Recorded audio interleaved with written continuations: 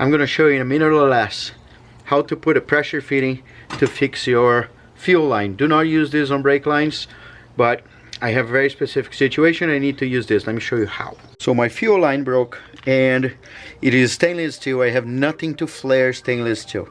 So what we do is you put one of those caps, the nut, and then you put one of those fittings inside. Now you put this guy. Your pipe goes halfway, and then you tighten. When you tighten, this is gonna squeeze this little thing in there.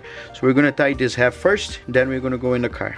This one first, this one next. I align to where I want.